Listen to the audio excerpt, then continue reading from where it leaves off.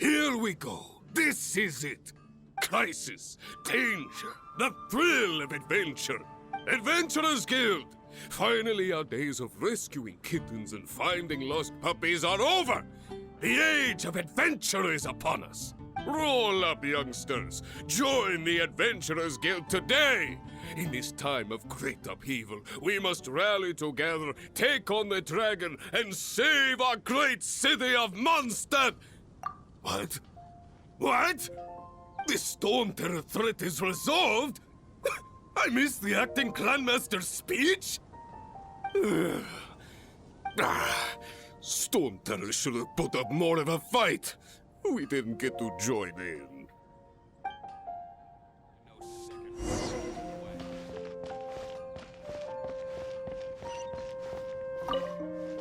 Long live the heroes.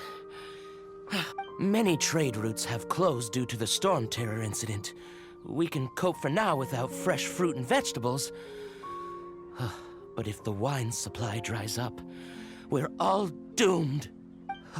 I cannot imagine a world without wine. I hope they get the trade routes back up and running soon.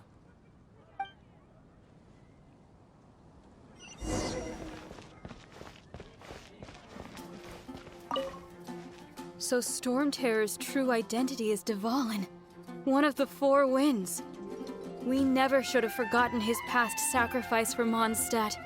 Every cloud has a silver lining. We're fortunate that our relationship with the Dragon of the East didn't sour past the point of no return.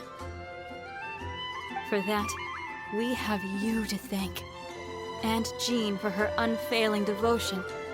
As long as we have the Knights of Favonius, peace and freedom will prevail in Mondstadt.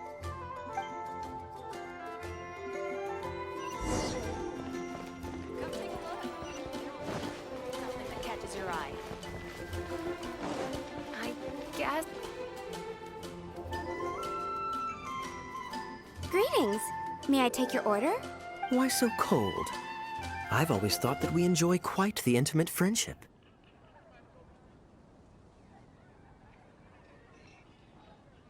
Ah, so you do feel something for me. And people say my charm is fake. To bask in the presence of Mondstadt's new big hero is quite the morale boost. Sweet-talking, sugar-coated Captain Kaya. Nonsense. I speak from the heart. Just looking for a quiet spot to collect my thoughts. While all the other knights are working hard to clean up after the battle? Thinking can be an arduous task, you know. Believe me, I'd much rather be taking out the trash. So what you thinking about then? The Abyss Order. A dragon wreaks havoc in Mondstadt, and the acting Grand Master leaves the city to combat the threat. Strategically, that's the perfect moment for the Abyss Order to make their move. If you were the Abyss Order, would you squander this golden opportunity by sending in nothing more than a few hilly churls? To get to the bottom of it, I decided to wait. So I waited, and watched for their next move. Then came the day you made all hell break loose in Storm Terror's lair. Just as the hilly churls' cries sounded from the city gates. That same day, I saw shadowy figures lurking in the city itself. Inside the city? Well, all the other knights were outside, fighting the enemy. As you can imagine, that left the inside of the city completely unguarded. Except for me, of course. And so I approached the Abyss Order infiltrators for a bit of, let's call it fraternizing. Through various means, I managed to gather some rather interesting intel. The situation is this. The Abyss Order. They are united under a single leader. The Abyss Order has a leader? Yes. And it was this very leader who devised the plot to turn Dvalin into a weapon of war. What exactly did you have to do to find this out? Let's just say I'm blessed with certain linguistic powers. There's more. The Abyss Order has a name for this leader. They call her the Princess. Now, I'm sorry to cut this intelligence briefing short, but I do believe I spy Amber heading this way. I think she's still angry with me for my absence from the defense effort during the attack. I'd better slip away before she notices me.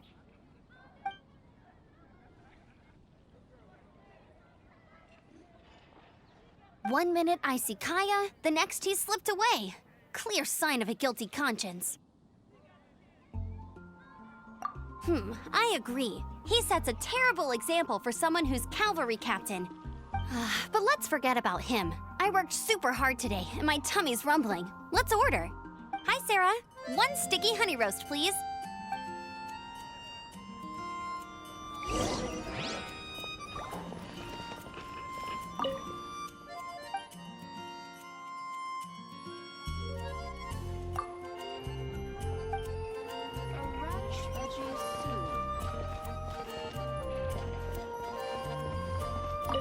It's been getting quite busy. So, now the Storm Terror threat is behind us. What are your plans for the next step? Paimon thinks it's time to leave Mondstadt and keep looking through the 7 nations until we find clues about his sister. Huh, really? Oh, well, I guess this is goodbye for now. Hey, don't feel down. You'll always be a friend of the Knights of Avonius, and our honorary knight. Wherever you may go, and wherever the wind may blow. That's the spirit. Remember, Mondstadt will always welcome you. All right, now let's eat before it gets cold.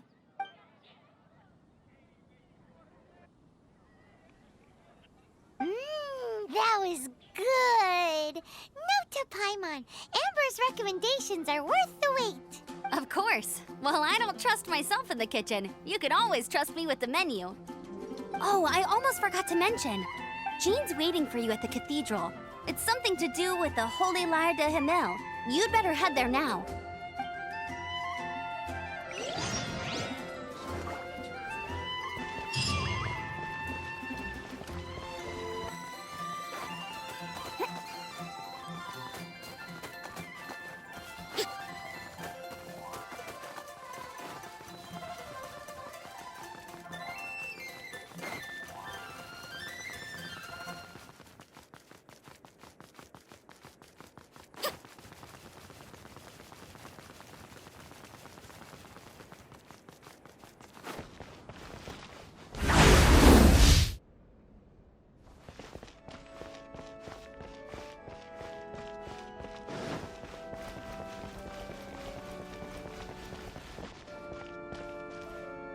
This is Barbara, the deaconess of the church.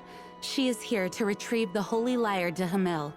May the Animo Archon protect you. I'm not really in a position to speak compared to our acting Grand Master, but I still want to thank you all on behalf of all of Mondstadt for your assistance. Fortunately, everything was resolved peacefully. I can't imagine how an all-out war between the military and the dragon would have ended. Now the Fatui have no choice but to keep their mouths shut. They must be annoyed that things didn't turn out as planned for them. This time, they even lost their best excuse to pressure the Knights of Favonius. Diplomatically speaking, they gained nothing, and on the contrary, simply proved just how vexatious they can be. Sounds like quite the story. So, did you bring the Holy Lyre with you? We cannot ask you to keep defending the lyre forever. The Seneschal has been pressing me for a while now. We, did bring it with us. It's a little... Oh, don't worry. I'm not here to collect rent. The church has always received special funding.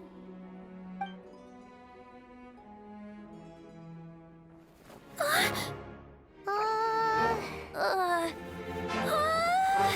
Holy Lyre! Lord Barbados! Even if I atone for these sins for the rest of my life, it would still not be enough! Oh, give it here.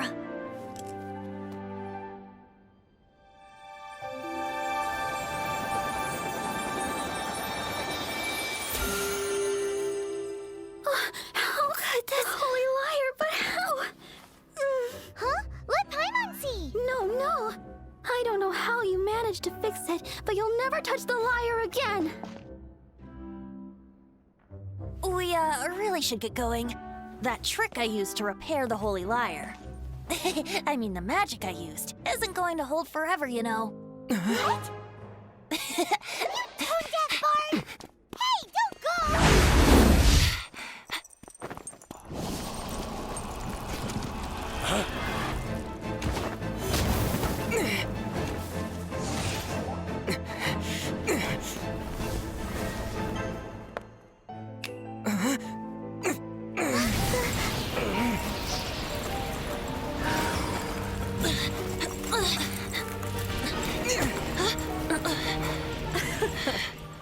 At last, Mondstadt's rodent ruler in the flesh. Scurrying through the streets looking for leftovers? Mondstadt calls this a god? Resident rodent beats invasive vermin. Don't you dare speak back to me, insolent bard. Absentee Archon of Mondstadt.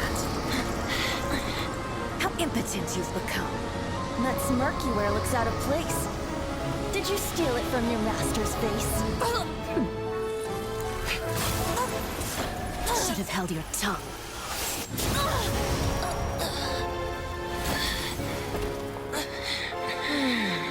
So, this is a gnosis, Wouldn't be caught dead wearing this ugly thing in public.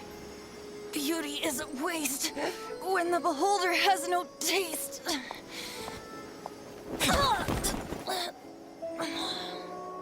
Venti! Well, we have what we came here for. Come, before our dear Favonian friends arrive. Leave nothing for them to find.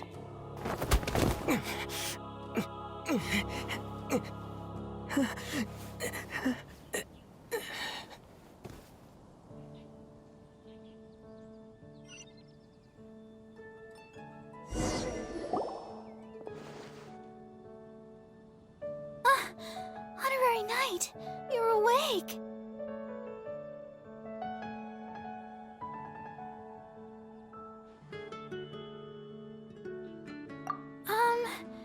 I wouldn't say he's all right, exactly. I found you lying unconscious outside the cathedral and used my elemental powers to heal you. That bard awakened first, but strangely, my healing powers had almost no effect on him. This is the first time I've encountered such a patient. But he just said, it's completely normal, and then got up and left the cathedral. He left? Already? The symbol of Mondstadt's hero. That's what he said.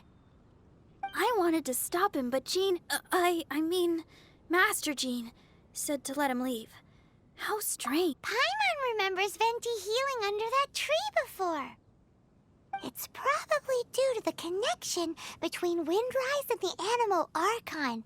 Master Jean has figured it out as well, but we can't tell Barbara.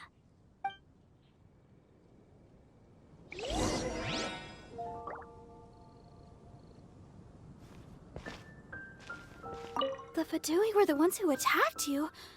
That's too much. Master Jean has already returned to the Knight's headquarters. She said that she will look for evidence.